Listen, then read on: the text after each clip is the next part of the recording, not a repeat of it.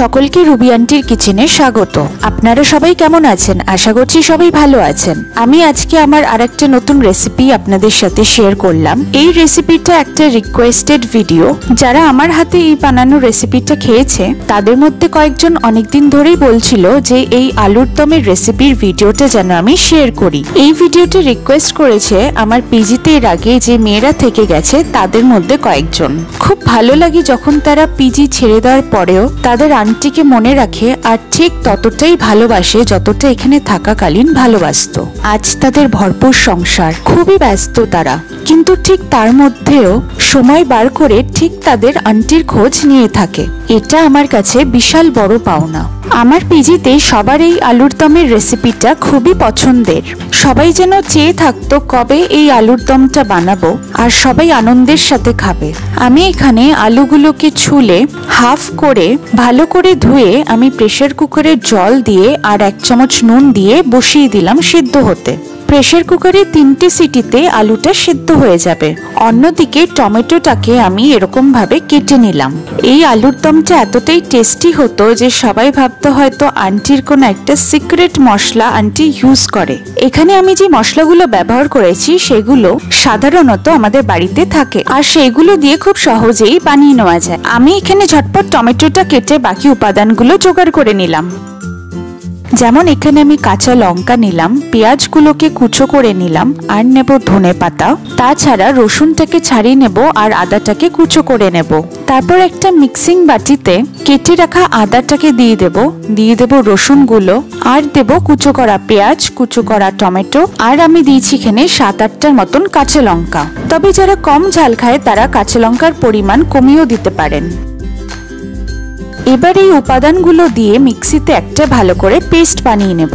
মিক্সির পেস্টটা একদম বেশি পাতলাও হবে না আবার অনেক বেশি গাঢ়ও হবে না। দেখুন একদম ঠিকঠাক হয়েছে। এতক্ষণে আলুটা সেদ্ধ হয়ে গেছে। প্রেসার কুকার থেকে আলুটা বার করে সেদ্ধ করে রাখা আলুর জলটাকে ঝরিয়ে নেব।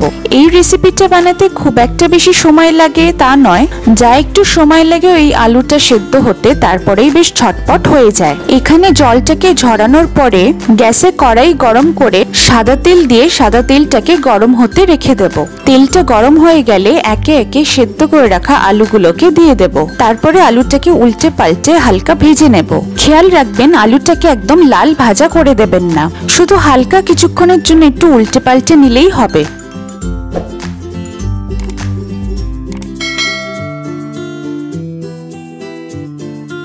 তারপর হাফ ছোট চামচ হলুদ গুঁড়ো দেব, 1 ছোট চামচ নুন দিয়ে ভালো করে মিশিয়ে নেব। কিছুক্ষণ একটু এরকম ভাবে উল্টে পাল্টে নেব।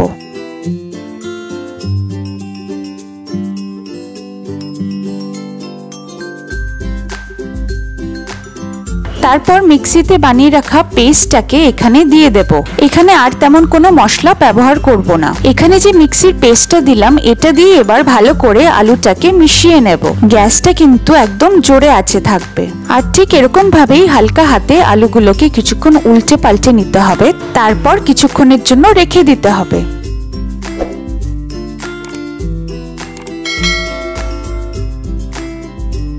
তারপরেই দেখবেন মশলাটা অনেকটা মাখা হয়ে এসেছে। আবার একটুখানি উল্টে পাল্টে নিয়ে ধনে পাতাটাকে এটার উপর থেকে ছড়িয়ে দেব। তারপর এটাকে উল্টে পাল্টে নিয়ে ভালো করে মিশিয়ে নিলেই ব্যাস রেডি। আমি কিন্তু এখানে একদমই জল দেইনি। আপনারা রেসিপিটা বানিয়ে অবশ্যই কমেন্টে জানাবেন কেমন হয়েছে খেতে। রেসিপিটা ভালো লাগলে সাবস্ক্রাইব করে দেবেন আর প্রিয়জনদের সাথে শেয়ার করে দেবেন। সাবস্ক্রাইব করার সাথে নোটিফিকেশন বেলটা অবশ্যই ক্লিক করবেন, তাহলে আমার আপলোড করা ভিডিও নোটিফিকেশন আপনারা পেয়ে যাবেন আর একটাও ভিডিও মিস করবেন না। আলুর দমের এই রেসিপিটা আমার বাড়িতে বরাবরের মতন আজও সুপারহিট। গরম ফুলকো লুচির সাথে এই আলুর দমটা খেতে ফাটাফাটি লাগে। খুব তাড়াতাড়ি আমি আমার আরেকটা রেসিপির ভিডিও আপনাদের সাথে শেয়ার করব। ভালো থাকবেন।